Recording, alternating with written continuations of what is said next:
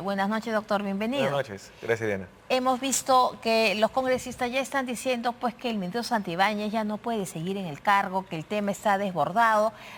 Un cambio de ministros, si es que se diera, ¿en qué ayudaría? A ver, como bien dice la nota, hemos tenido 6 ministros de Interior.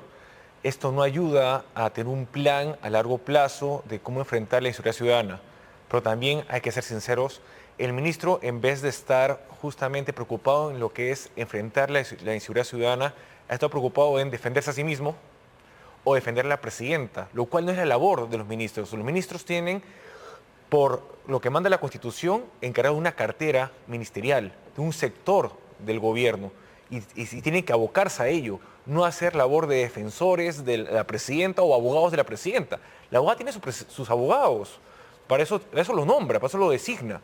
Los ministros tienen que estar 100% concentrados a la labor ministerial, por lo cual la crítica que se le hace a este ministro del Interior es de que no está abocado a su trabajo. Tanto es así que por primera vez en la historia de la República Peruana se ha parado Lima, se ha detenido Lima.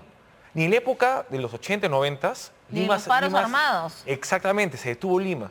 Y ahora se detuvo, ¿por qué? Por la inseguridad ciudadana, por la extorsión, por el crimen organizado. ¿Eso qué demuestra?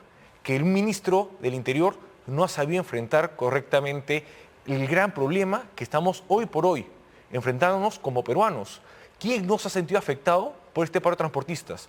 Alumnos, trabajadores, madre de familia, jóvenes, adultos, personas de tercera edad, todos. Se afecta a las personas más necesitadas, ¿no? A las personas que tienen que transportarse largos tramos para ir a trabajar. Nosotros tenemos la economía del día a día.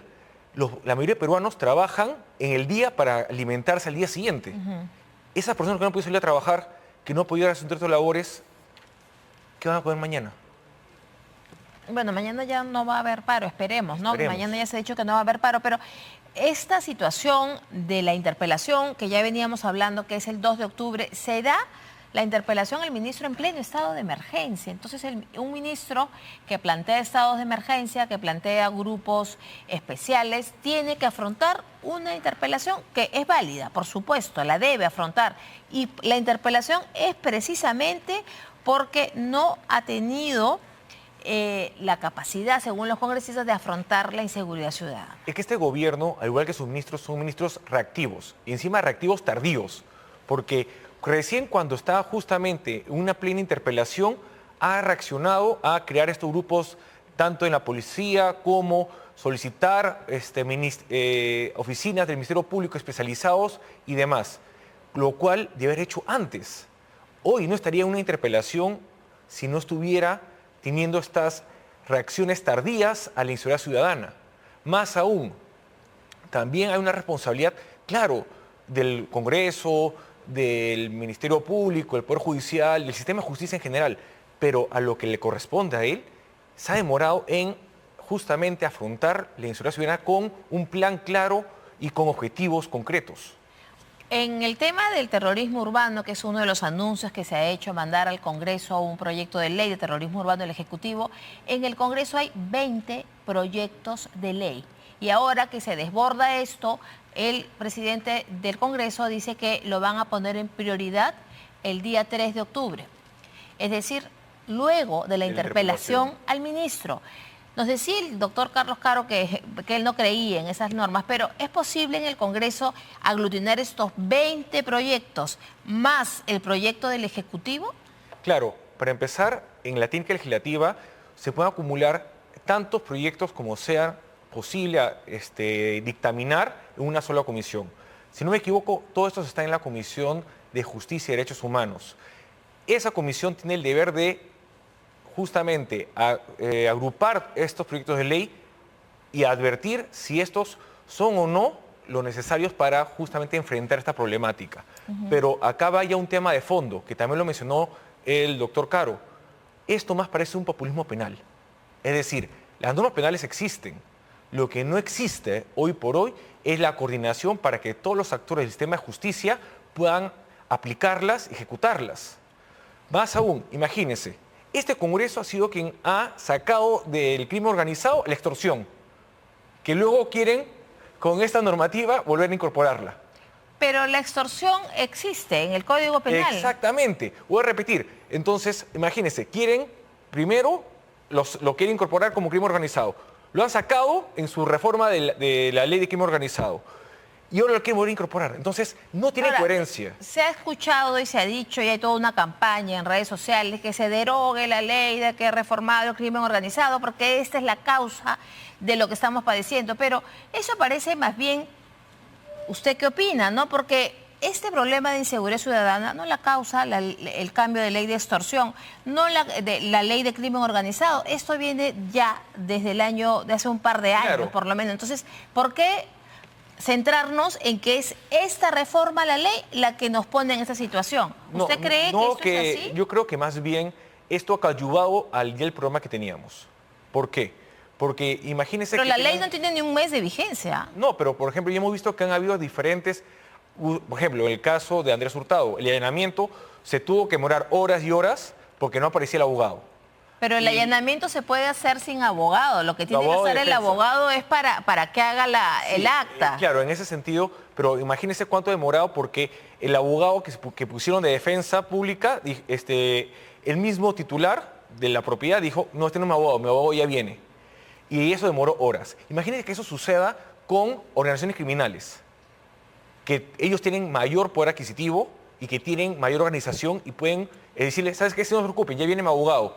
Y mientras hacen esto, eliminan las pruebas. Pero ya hubo el allanamiento. Pero lo que yo entiendo, hablando con algunos penalistas, es que el allanamiento en sí mismo se va a realizar. Para que esté el abogado se tiene que hacer cuando se registran los bienes y cuando esté ya el acta. Claro, que ese es el problema. Cuando estamos creando más normas penales, justamente el populismo penal, lo que obliga es de que los operadores de justicia, el Ministerio Público, fiscales y los jueces del Poder Judicial tengan que primero en la práctica ir preparándose, ir viendo los casos en la causística para ir generando obviamente cómo se tiene que aplicar la norma. Esto va a demorar y si seguimos creando más criterios penales, más normas penales, más figuras procesales penales, más vamos a sobrecargar el sistema penal del que ya está atiborrado de normas. Si no funciona el sistema penal con las normas que tenemos actualmente, ¿qué haremos cuando queramos meterle más normativa que en verdad, como ya dijo el doctor Caro y otros también, otros especialistas, es ponerle más normas a tipos penales que ya existen? Entonces, ¿usted no estaría de acuerdo en que el Congreso apruebe esta norma del terrorismo urbano? Mi preocupación es de que si la quieren aprobar, que lo hagan, pero que no cometan el mismo error que pasó en los 90s con la ley antiterrorista, que justamente por estar legislando por coyunturas o a las locas, como se denomina a veces, no estén dándose cuenta de que pueden estar generando luego facilidades para que estos criminales luego puedan salir de la cárcel. Claro, para que digan que debido proceso, que no se ha aplicado bien la norma y demás. No convirtamos en víctimas a quien hoy son los victimarios. Doctor, hoy día Lima ha estado paralizada, hay una situación realmente crítica, los parlamentarios tienen que legislar sobre ese tema, pero usted ha sido congresista.